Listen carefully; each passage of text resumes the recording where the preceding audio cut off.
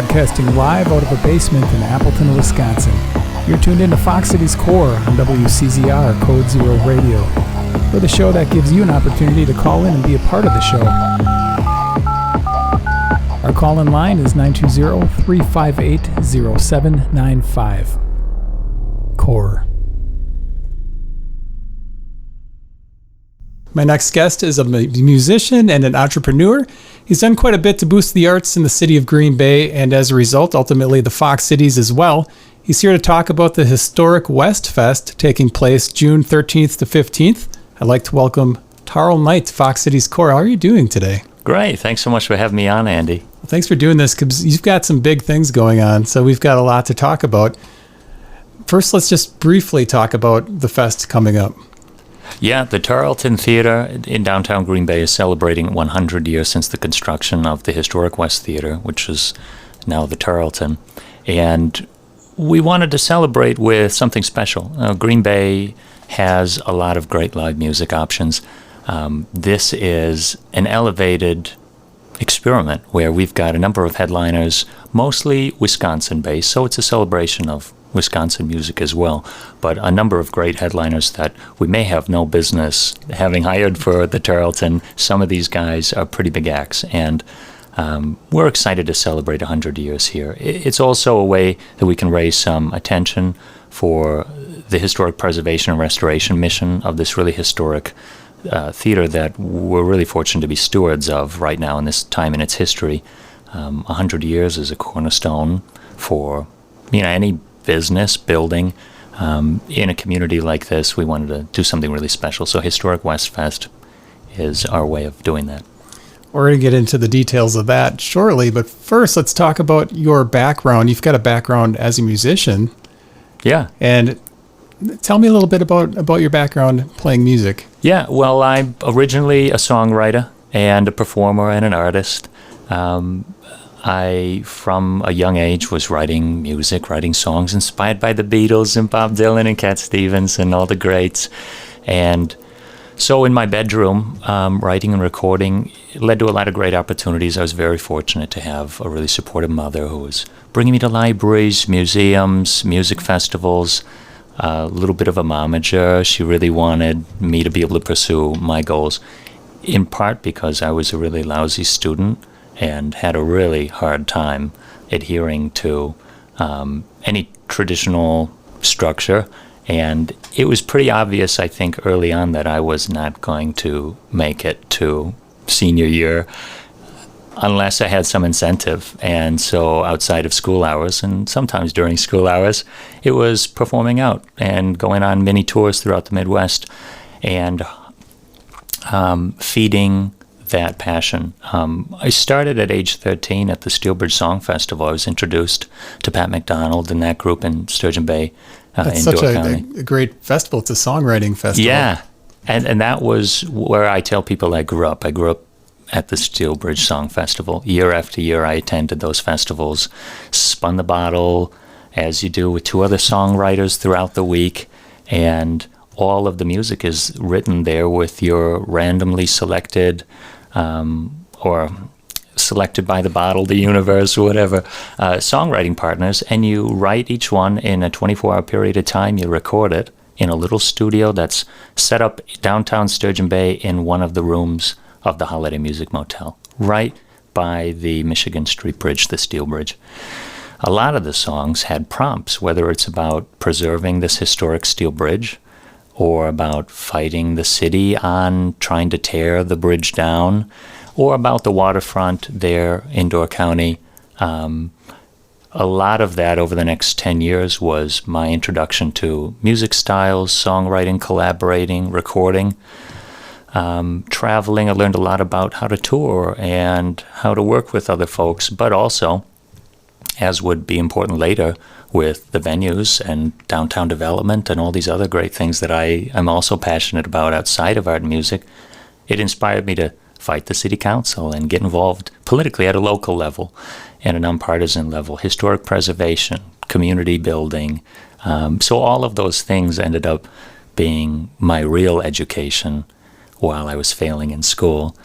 That was building the person who I am now. Did you end up making a lot of connections at Steel Bridge that you still have today. Absolutely. Absolutely. And a number of the performers who I met and was fortunate to collaborate with, learn from, and teach are performing in Historic West Fest or have come through the Tarlton or at the tracks. The songs that we wrote together, those last a lifetime. I'm still performing those out when I perform, not very frequently, but when I do step on stage with my guitar or with the piano, it's great to break those out. And that was a really formative period for me. So I love all of the lessons that taught me. I'm still wrapping up my debut album, and so I'm still in the field, and I'm not retired from songwriting or performing. But, as far as a venue or a festival or any of the other initiatives that I love to be a part of and lead, having the experience of a songwriter and a performer, which isn't always the case, that's a really valuable tool for me because we know how to treat musicians, or I know what I want to be afforded as far as opportunity and welcome. So it's rare to have someone in the community who's seen it from all sides, and so who knows what it's like. I've heard your music, and I like it. It's still out there in some sites of the Is stuff it? that you have recorded. Some deep cuts. Yeah, it's good. I mean, it's got like I'd say a old soul type sound to it. You said you haven't put out a proper album yet at this point. Is that something you're going to eventually do? Yeah, we've got a release date, and there'll be an album release show, a concert at the Tarlton Theatre in September. This is unofficial, so I probably not supposed to broadcast this, but I was asking Maddie Day and Hang 10 to come and open up for it, which would be a lot of fun. Now, I don't know if word is spread to the rest of the group, but because, I love Maddie, we were talking one night after a show, and that would mean a lot, particularly because a lot of the songs on the record that I've been working on for nearly 10 years are an indie pop, indie rock vibe, and there's also a songwriter, classic acoustic guitar and piano element there. But I like to add on all of the other instruments, and I've got my string arrangements and, organ and synth things. Are you playing all the instruments yourself, or did you get other people involved? I overdubbed them all, and while I love collaborating on all of the business projects and community projects, the music that I create is something that I haven't been as collaborative as I was in the past. It's something that I've just been able to follow on my own, with my own meaning and intention, and it's a relaxing problem-solving technique for me. Very deliberate and heavy obsession with lyrics and lyrical content, and not everything's allegory or carved into stone in level of importance. But I love creating things with meaning, and so my music is a way for me to do that privately right now. Now, when I release it, my final debut after 10 years, after many starts and stops and false alarms, and I think I've got it now. No, everything's scrapped. Goodbye. Now we're starting over, because I'm a new me, and I've got to, all of that stuff. You just reinvent yourself till you find the right time, and finally found the right time. 10 years wasn't that long. I've got to ask you about the lyrics too. So you said you spend a lot of time on lyrics. It seems like sometimes songwriters can get hung up on lyrics, and I know there are a group of musicians who will just throw any kind of words in there, but yeah. Do you find yourself getting more hung up when you're trying to get the lyrics complete, or do the melodies seem to be the hard part for you? Melodies aren't a problem, and I would dream melodies, and for a musician and a music venue owner and festival producer, I don't listen to very much music unless it's live. And this sounds so pretentious, I know. I've never even said this before, but what I find is that when I'm basking in silence, I know that the things that hit me sonically are things that I couldn't have derived anywhere else. So that hopefully is an original thing.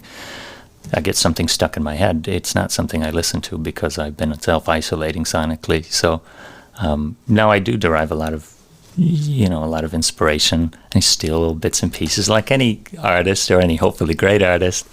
But melodies aren't a problem. And so much so that I have a lot of fun. Like there's a natural organic kind of melody that hits you. And then there's a manufactured melody that you'll, mathematically or just for fun, do some kind of pattern and create something intentionally.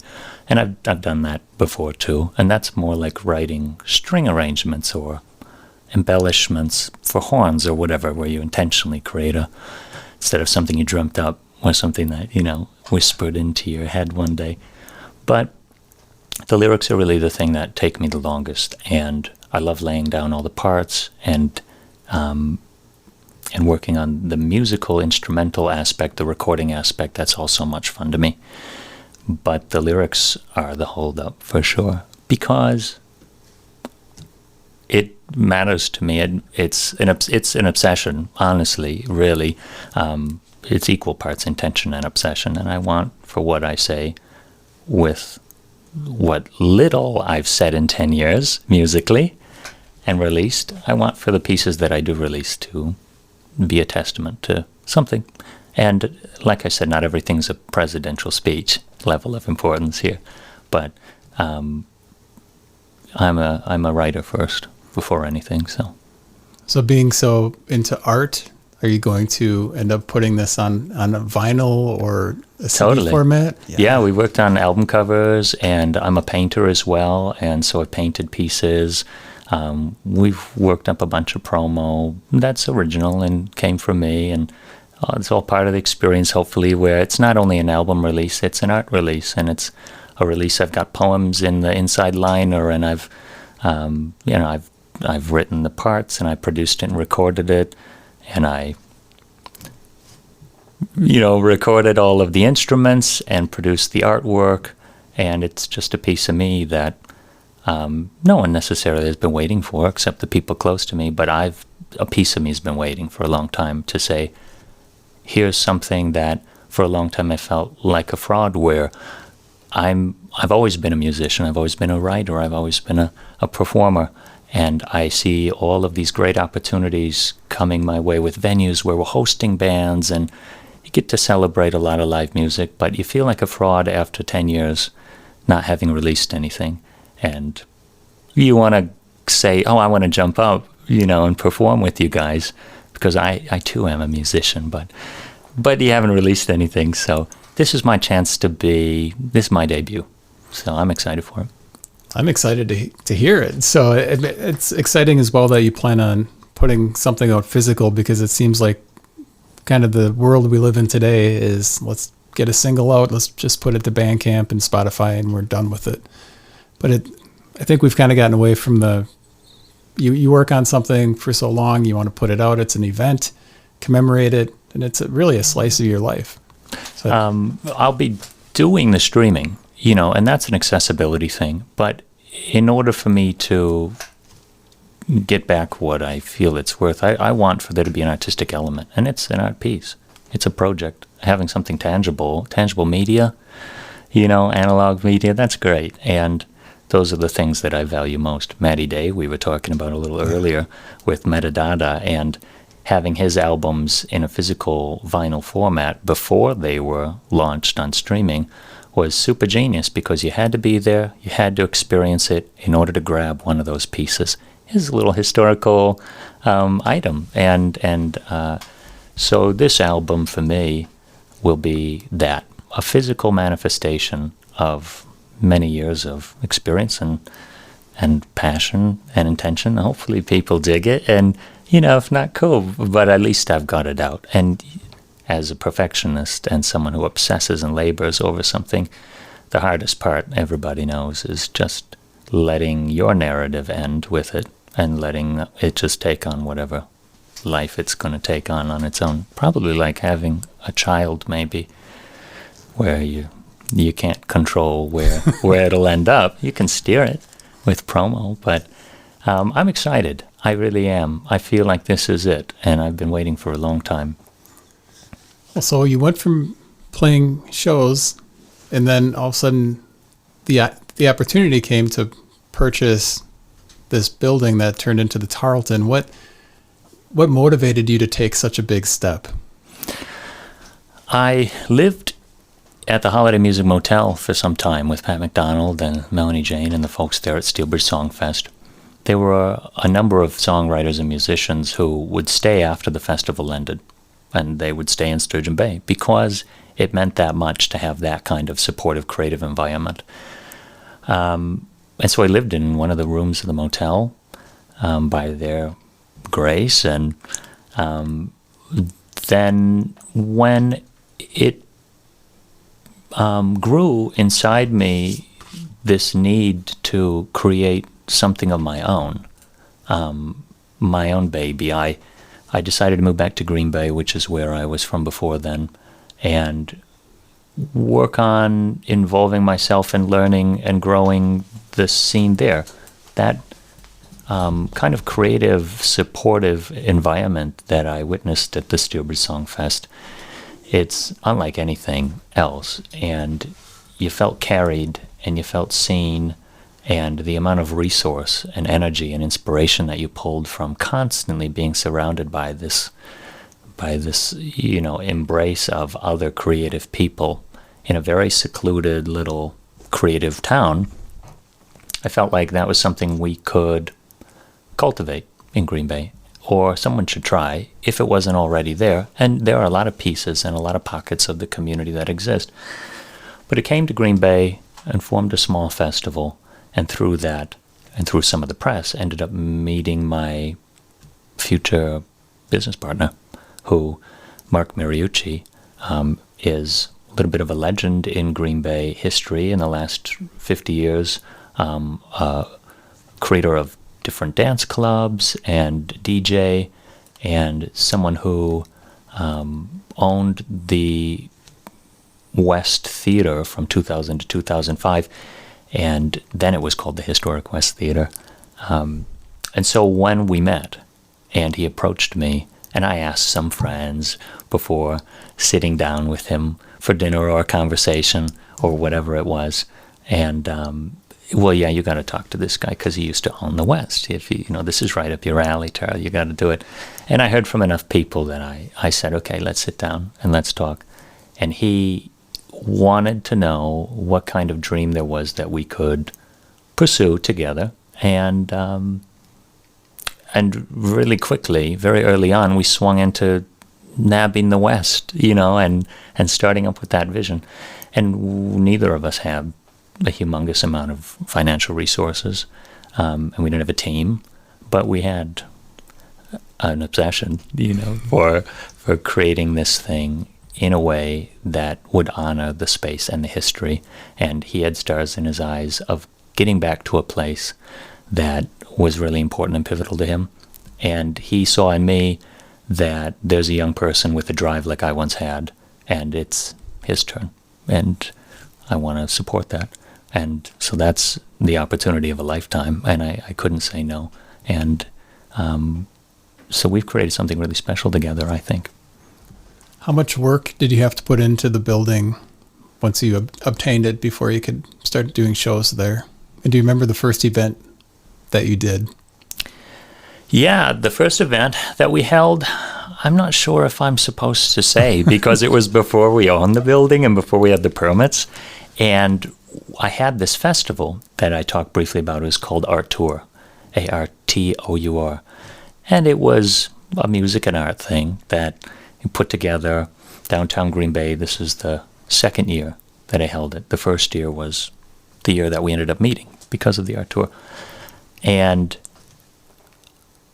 decided to premiere the space before it was even ours. But it had the key because it was dilapidated and vacant and in the hands of a holding company on the other side of the state.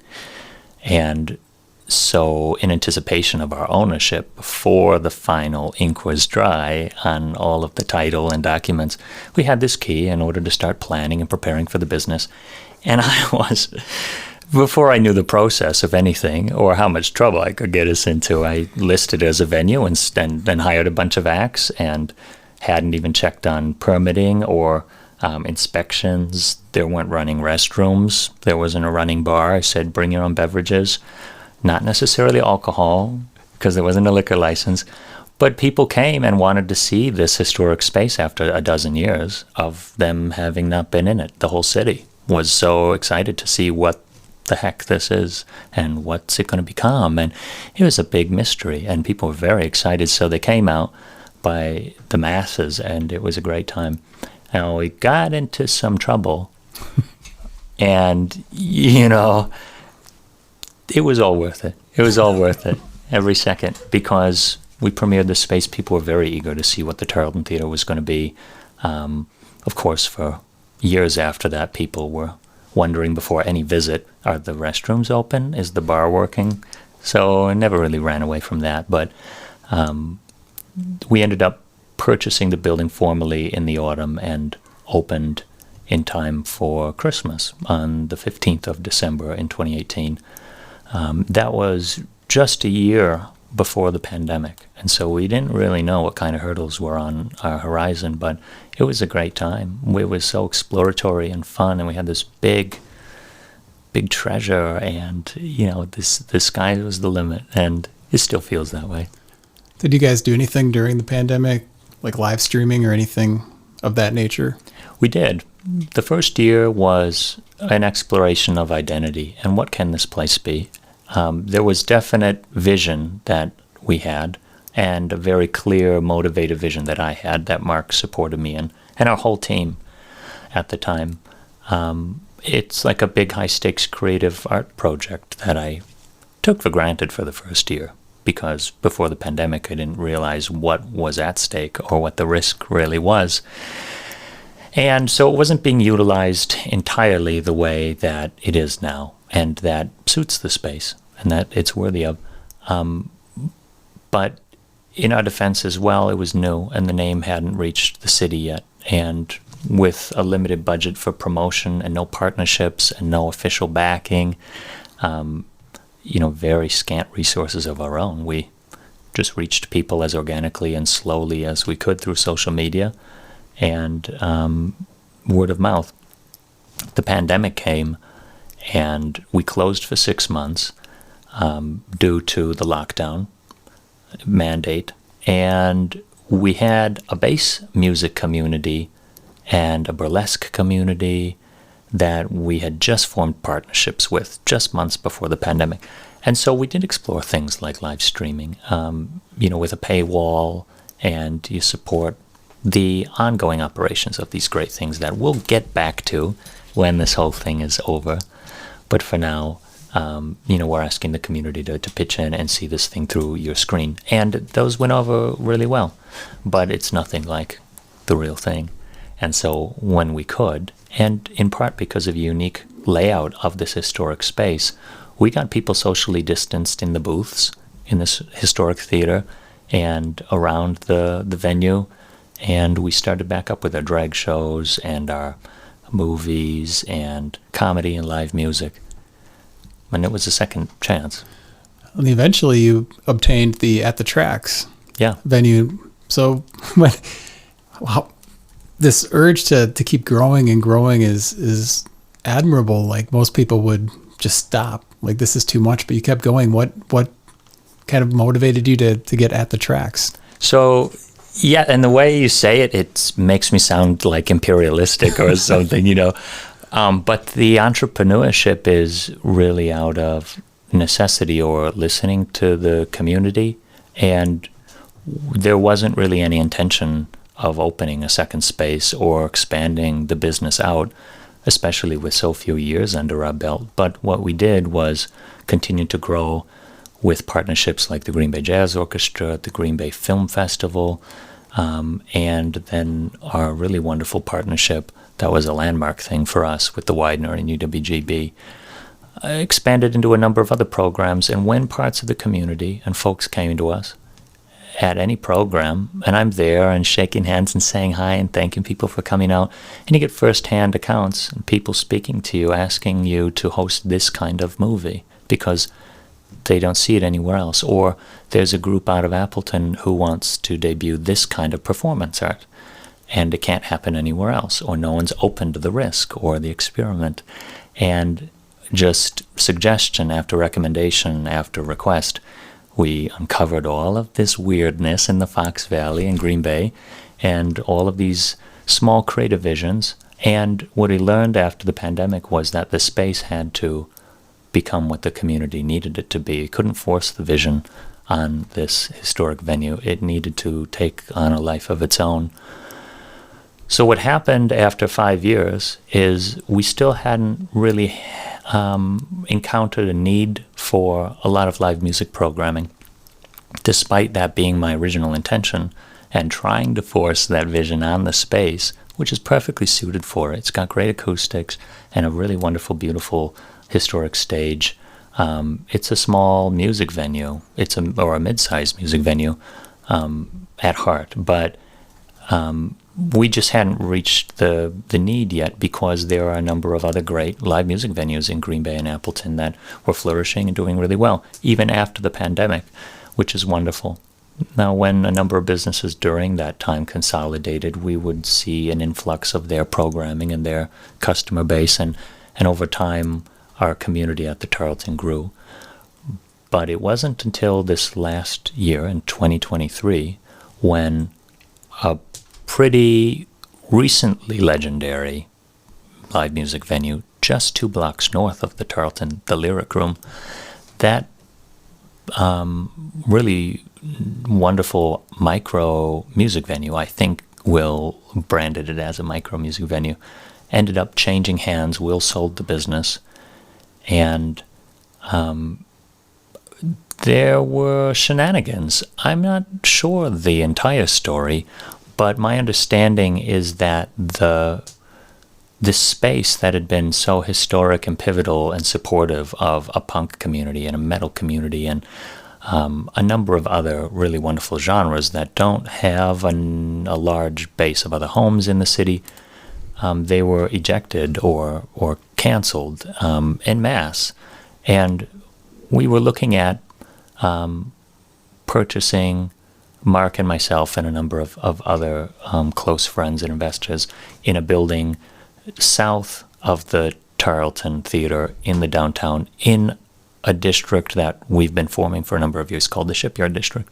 And in investing in that area with our time and energy and revitalizing it and reforming the neighborhood association and coming together with the business owners and the property owners in order to revitalize that with the city, it became necessary that we make the jump ourselves and invest. So the idea was to purchase this building. I would live there and move into this really unique industrial and residential and commercial area, unlike any other in the city, along the Fox River. That's very limited resource and low income, and put my money where my mouth is and live down there. And the space had formerly been the home of Gasoline, a live music venue, a number of years ago. And I had even been there to see a number of my friends perform. But that opportunity coinciding with the change of hands of the Lyric Room, it felt like this is what this whole thing was about. We just didn't know it until this moment. We've got to pivot on all of our plans and make the space available to these bands. A number of them were reaching out to the Tarlton, and because we have all these wonderful partnerships and shows, were booked out a year in advance, and we couldn't facilitate them. And it was gnawing at me. It was horrible. It was a horrible feeling, like helpless feeling. All these wonderful bands who we love and know, and musicians, and they're losing this home, and we can't help, and we have this perfect space, and it's what I've been dreaming of for 5 years, and it's where my heart is as a musician. What the heck are we going to do? We're just going to drop everything and make a venue in 4 to 6 weeks, and we did, and we reached out to everybody and said, move your show here, and we're going to restart the whole thing. And it took a while for people to catch on. of course, it's not the Lyric Room, and it's never going to be the Lyric Room or Gasoline or the Concert Cafe or any other really legendary venue. But we get to start the cycle over and continue the legacy of those really wonderful spaces. And so At the Tracks was a necessity. It was there was a problem, and we just needed to jump to meet it. Not only have you opened these great venues, but you also have a music festival called All Bands on Deck. Can you tell me how you started that and how has the response been? This is going to be the 4th year this year. Yeah. Which 100 bands, that's a lot to process, and you must have a team helping you put this together. Yeah, in a way. So the Shipyard District, which I was talking about a little earlier, is an area of the city that's south of the downtown. It's south of the tracks. It's across the tracks. And you cross the railroad tracks, and it's immediately different from the rest of the downtown. It's very sparse. There's no developmental density, so it's not filled in like you would imagine a number of different housing or shop or commercial buildings in a downtown. There's a lot of vacant parcels that the city is sitting on, waiting to develop. When the downtown's full, that's going to be the big developmental area. And there's a lot of vision for the area, but there wasn't a lot of organization. And it's a bar and restaurant district that's flanked on the sides by the Green Bay Drop Forge metal working factory and Georgia Pacific, the paper factory, and a lot of really industrial businesses.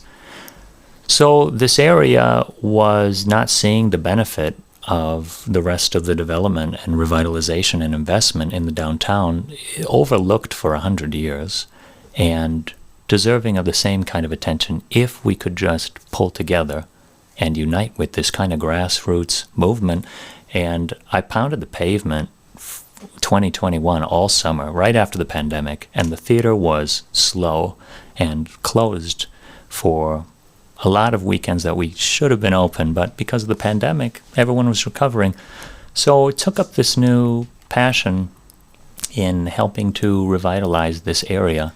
A lot of the business owners reached out and asked for some leadership. I had run for the city council just a year prior and had little to no experience in this, but had to pretend pretty quickly or learn. And so that's what happened. We formed this Shipyard District. It was not recognized by the city. We were fighting the city council for resources, for recognition, for attention, to be able to promote this area. It must have been a month after forming this district with dozens of business owners who own bars and restaurants before a number of them said we should host a district-wide event to kick this thing off, to announce to the city that this is a new district. And how do we do that? And it was a music festival, and it was a local music festival. And instead of drawing people into the street, we're going to host it inside the bars and restaurants like a South by Southwest or a Mile of Music, or in my case, drawn heavily from Steelbridge Songfest. And so we invited 50 of our closest musician friends, and everybody dropped what they were doing, and we did it in 6 weeks. We organized this thing. It was the biggest music festival that had ever come to the downtown. In one day, 50 acts performed over 50 times. We raised $50,000 of direct financial impact for these businesses that were recovering from the pandemic in an area that's not nicely developed, like that's the creaking of the ships, by the way, on the Fox River in the Shipyard District. And so we grew it a second year, and the philosophy has always been the same. It's local businesses, local venues that aren't traditional music venues, but we open them up for that weekend with this kind of philosophy that this is going to be a celebration of live music, local music, a lot of original music, but not necessarily exclusively original. because Green Bay loves their cover bands and their classics, so we have some of that. But we got to build this really wonderful relationship with the rest of the community and brand this area as a live music district. And what happened after year 1 and year 2 were all of the businesses started hosting, after making connections with all their bands year after year, hosting live regular music. We started to communicate some educational materials on what it's like to book acts and how do you pay the bands and what kind of setup should we have for them. So now there's a really wonderful, flourishing live music culture in the Shipyard District that exists really uniquely there. This 4th year, over the last number of years, I've had Kylie, my booking and program manager, best friend in the whole world, and she is the program and booking manager at the Tarlton Theatre and at the Tracks. When we started the Shipyard District thing, she came along for the ride because I pretty much desperately begged her to. Her background and interest isn't necessarily in downtown development or neighborhood building or anything like that, but when we realized there was a live music and arts and cultural element to bringing community together and building a part of our city, it was important that we did that together. This year, because of At the Tracks and the Tarlton and a new project coming, the Truck Yard, and all of these festivals we're putting together, I'm attempting to organize All Bands on Deck myself. And so I'm working currently on finishing the lineup, 100 bands over 2 days. That's September 13th and 14th, Friday and Saturday, the 13th and 14th. And you've probably, Andy, had so many folks on the show here who are going to be performing in that festival. It's a great celebration of all of our friends in the area. It's mostly Green Bay groups, but there are a number of groups from Appleton and Milwaukee, Madison. There's a good selection. If there's a band member watching and they want to submit, I saw that there is a way to submit. Yeah. The deadline didn't pass yet to submit if somebody's interested in playing this We're year? not uptight like that. And maybe on the website there it's communicated that the deadline's up or whatever. But what I invite you to do is to reach out to the Shipyard District Inc. website, shipyarddistrict.org, or through our Shipyard District Facebook page. And you have some information about your band, and we'd love to include you, especially if you want to get involved in something local and you want to be a part of something that is creating a community and revitalizing it, which means a lot to the customers of this area, the workers of this area, the business owners, and the neighbors who are all working together in a really unprecedented way in order to be something to the city without any official support, really. And music does it on its own. So if that's something that resonates with you and you want to come down and be a part of this really fun time, it's just a fun time too. And there's a lot of beer and a lot of laughs, and we play a lot of great music. Now, you said that you put it together in about 6 weeks for the first one, and it was a little hard to get buy-in from the city. After the success of year 1 and then year 2 and year 3, have there been more people willing to extend help for year 4? And does that make it easier to put on something of this size? Yeah, absolutely. The support changes every year a little bit. It tweaks, but we've had great community investment. We've had a lot of support from community sponsors and partners. Nicolay National Bank came on for the first couple of years, which was great because they're a recognized name and institution who was really invested in, in forming more of this kind of community building in the city, especially in a marginalized area like that, who maybe want to become more financially literate or, want to start banking. We worked last year with Tundraland, who has a great long history with the Mile of Music. This year, we're exploring our next big partner. And so if there's any interest, please come on board. And some of the great things about those partners is that they have a commitment to building something from the ground up. And so you meet a threshold like All Bands has after 3 years where we're not a startup anymore. And although we like to run it like one for one reason or the other, it's not necessarily a baby in need of those kinds of resources. Now we're a little bit more developed, and there are other great community events and initiatives that could use those starting dollars more. But what we have is a lot of funding and resources that have now started to come from the city, and through ARPA funds from the time of the pandemic. This kind of event has received a lot of financial support from the city. There's been a lot of recognition lately, in the last year especially, from them about the importance of building this part of the community, funding it with municipal resources, working with us in a private-public partnership way that before we were butting heads, and now they want to see this thing developed. They see the value. And maybe they always did, and I don't know all the hurdles. There are some politics, and I ran against someone who was kind of running the show, and we were having a hard time with getting their attention and getting official signatures on things. So there was a lot of tension for some time. But with the NFL draft in 2025 coming up, and this part of the city connecting Lambeau Field to the downtown, this is the middle puzzle piece between those two, and it's going to be a very heavily traveled corridor with 100,000 people a day. Now there's some openness to putting banners up on the light poles and changing out the street lights and putting some street furniture and benches and bins out and murals. So now we have an impetus for some more investment. Luckily, after 3 years, we put the kind of network and infrastructure together socially. So we have neighborhood, we have the district. Now people are ready to go. And this All Bands on Deck was our flagship program, and it continues to be the biggest thing we offer the city. It continues to be the largest music festival in Green Bay. And it's free, isn't it? It's totally free, and that's because of our partnerships and sponsorships, including the city and all of the businesses.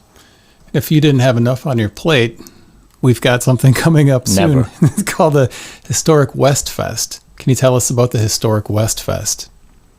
Yeah, the Historic West Fest was born out of a desire to celebrate the 100-year anniversary of the historic West Theatre.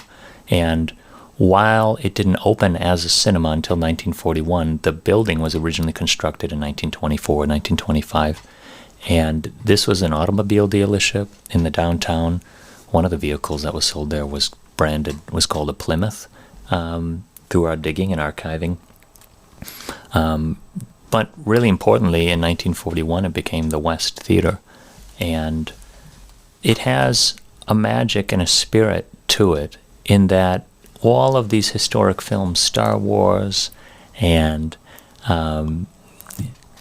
any other film between 1941 and the present day were shown there. This historic screen, so many first dates, so many first kisses. We've had such a long time coming in celebrating the space. Andy, you and I were talking a little bit earlier before we went on air, and I was telling you about the Meyer Theater and the Northland Hotel and so many other historic properties and spaces in Green Bay, Wisconsin, have been celebrated and have been archived and cataloged at the Neville Public Museum and the Brown County Library and by the city, the Press Gazette. All of our institutions recognize those places historically, and the West Theatre is not on the map. It's not in the archives. It's like, a ghost historically, but it was placed on the National Register of Historic Places by the U.S. Department of the Interior with the kind of historical materials that we have been able to find. It's a protected space now. This is something not only locally important, although it is especially locally important, but nationally, this is a landmark, a testament to cinema, a testament to Art Deco architecture, and in revitalizing this space with new life, new energy, refurbishing an artistic relevance with the modern day arts and culture that we're bringing to this space. We wanted to be able to celebrate that, try something different. We have this history with All Bands on Deck and a number of other really great programs that we've been fortunate to be able to organize and operate and direct. This was a little bit more of a passion project. Let's choose the 10 biggest artists we think we can squeeze into this little theater, and let's drag them out from across the country, and let's ask them to be part of this special anniversary, a centennial that you don't get to celebrate but once. And we're the lucky stewards of this space. After 100 years, it landed on us, so we got to do something fun. This is part of a long year of raising funds to restore and preserve this theater. We formed a nonprofit organization that holds the artistic relevance, the historic architecture mission, and so we're asking the community to come forward and join us in restoring and revitalizing it. That includes a number of really iconic parts of the facade of the Tarlton. When you drive down West Walnut Street or through the downtown of Green Bay, you see this big historic marquee. Very few of those exist in the United States anymore, and we've got ours with the opportunity to refurbish, to have it shining and chasing like you would see on old marquees, or maybe like at a circus, although it won't be a circus sign. But we've got arguable historical elements of the building that we want to be able to bring back. We were talking, Andy, about the tower that's at a top, hypothetically, the top of the West Theater at some point. And while it's disputed whether that tower existed or not, there's a very strong lighthouse-like beam that would have emitted from it, circling, and the letters West in box letters on the side of it, signaling to passers-by driving through the downtown, what this place is to the community. This is the only West Side theater in Green Bay that existed, and it's the last standing cinema in the city of Green Bay, with all of the really beautiful elements that don't exist just anywhere else. We have an original screen that has seen the light and the color from a dozen projectors throughout 100 years of every classic film debut that you can imagine. That's pretty magical. And, it's a little probably over sentimental or poetic, but we've just got an opportunity to celebrate it. So when we've got bands like Dead Horses who said, hey, we're open to coming and doing this, even though we just saw them sell out the Meyer Theater with 1,000 folks last year. Such a great band. They're amazing, and they're Wisconsin-based, and they know what it means to have something special in this state, what it means to perform in a historic space. They've done it. They know, and Green Bay loves Dead Horses. I love Dead Horses. I love every act on this bill. All Bands on Deck is such a celebration of local bands and local performers that we weren't always ready to pull in an act like this from out of town, especially with the model and the opportunity of offering that festival for free to many thousands of people. In this case, we get to be a little bit more selective. There's not as many local folks, but we're hoping that that's part of the draw. Chicago Farmer is coming up from Chicago, a great act, and headlining the opening night, Thursday, June 13th. On Friday night, we've got Chicken Wire Empire, another great Milwaukee group like Dead Horses, more bluegrass, and just phenomenal that we get to have any of these acts at the Tarlton. So many good ones listed. I mean, Listening Party, Trapper Shep, New Ski, Feed the Dog. I mean, these are all really great bands. Yeah. Newski and I met at Steelbridge Songfest.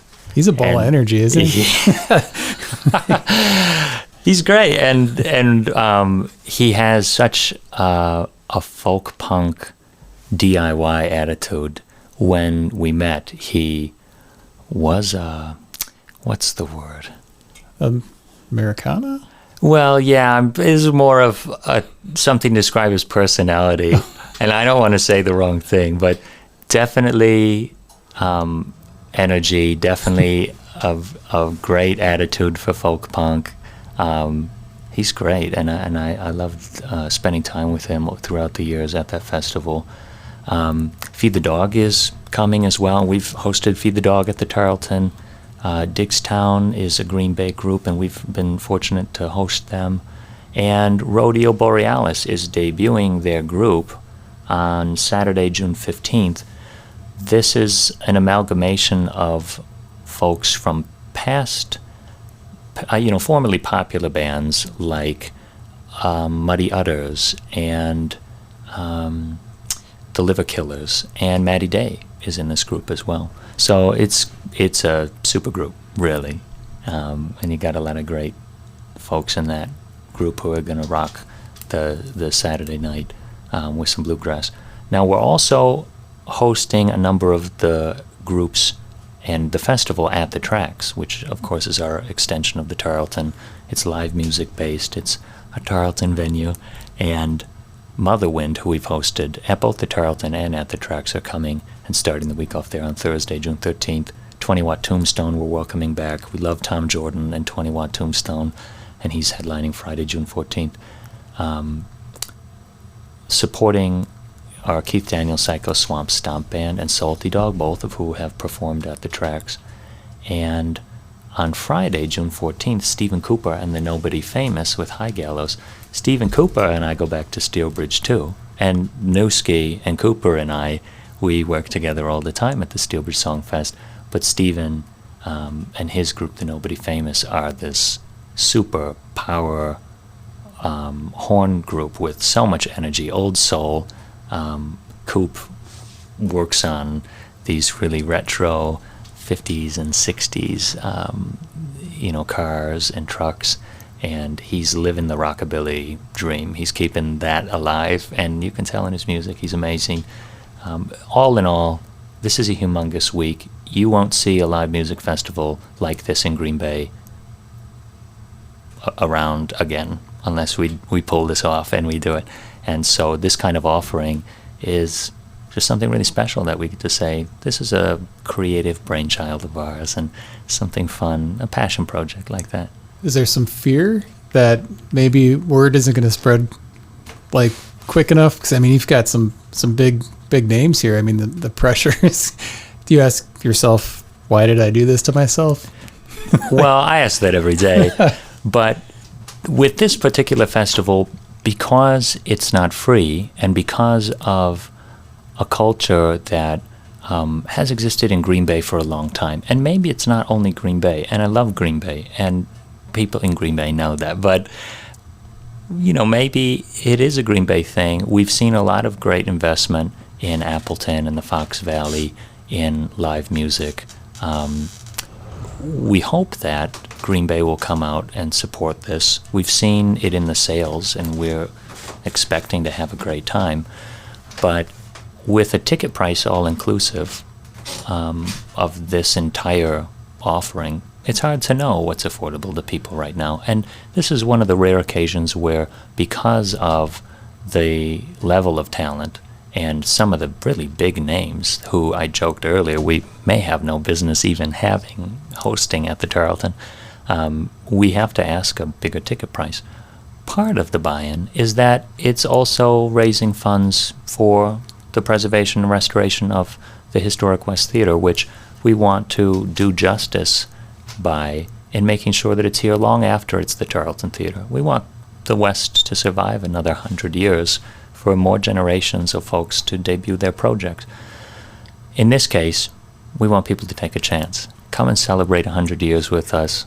Come and see Dead Horses, Chicago Farmer, Chicken Wire Empire, Motherwind, 20 Watt Tombstone, all of the great acts. You don't get to see these folks every day in Green Bay or, in Wisconsin, where most of them are based. And so we have a really wonderful opportunity here. It invests back into the community, which is great. Yeah. And as far as the tickets, if you have a band that you want to see on one day, the ticket offering is set up to where you could purchase a ticket for one day or even one venue, because it's going to be simultaneously taking place at the Tracks and at the Tarlton. Yeah. Can you go into a little more detail absolutely. About the tickets? Yeah, great point, Andy. Thanks. We've got two venues, and so because Thursday, Friday, Saturday at the Tarlton is happening simultaneously, like you mentioned, with Thursday and Friday at the Tracks, you have a choose-your-own-adventure book situation here where you can build your own festival experience. If you want to come and see the opening act on Thursday at the Tarlton and the opening act on Friday at the Tracks, there's a ticket that we've produced for you when you go onto our website. You can set up your experience to be living only at the Tarlton that whole weekend or only at the Tracks. There's a number of different, build your own experiential ticket options for you to be able to see and build whichever acts you want to see that weekend. The only downside is that you can't see two of them at the same time, but we've worked hard not to cross genres. You see bluegrass and singer-songwriters and folk rock at the Tarlton, and you see blues rock and heavier rock, and you have swamp blues and jam band more style at the Tracks, which is indicative of the kind of programming that we host at the Tarlton anyway. So if you know about the Tarlton Theatre and at the Tracks, or you're in Green Bay or Appleton, and you love coming to any of our shows, you'll already be familiar with the kind of environment and atmosphere that we have in each of those venues, and it's in line with that. The tickets start at a really reasonable rate for the kind of show that we're bringing in. Each of these shows have a number of headliners.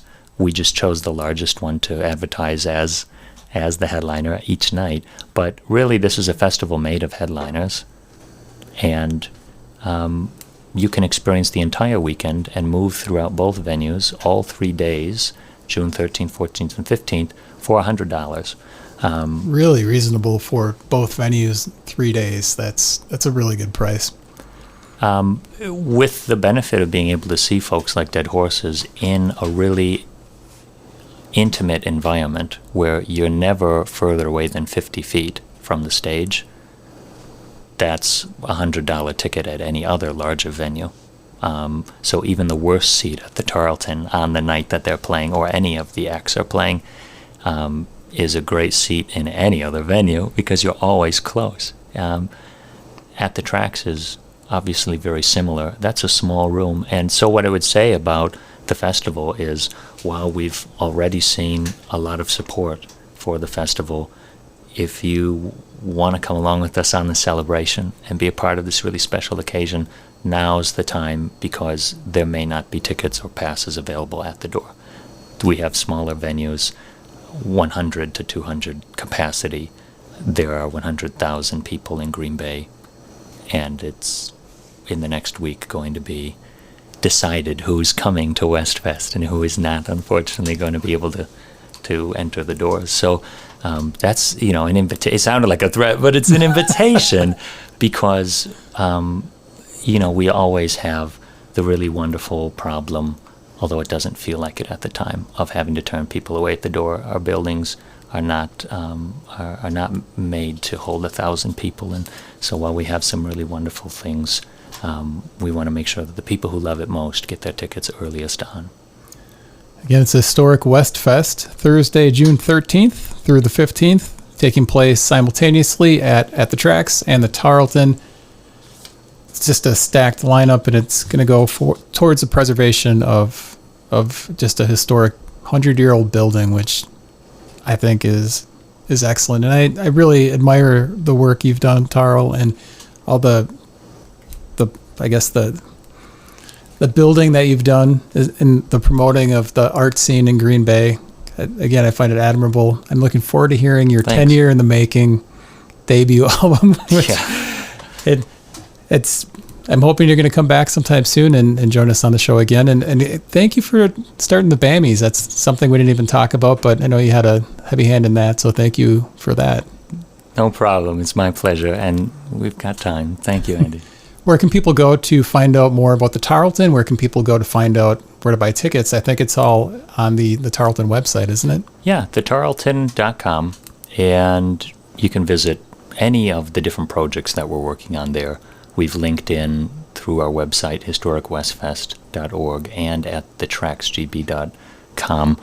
All of those exist on the same site, but you're welcome to follow any of those links individually to go directly to the information about that venue or that festival. Additionally, we have a number of other projects like Keys to the City that we debuted in the city of Green Bay, where we put pianos out throughout the neighborhoods of the city, in neighborhoods where we wanted to bring art and music directly to the families and the kids in those areas of our city. And the BAMIs, the Bay Area Music Awards, which is another great initiative that we explored this last year and will continue on with a second year next year. And all of the information about who won those awards and how we're going to structure it for 2025. And additionally, where all the pianos are in the city of Green Bay for Keys to the City. All of that information, all of our initiatives and projects and funny businesses all on the tarlton.com.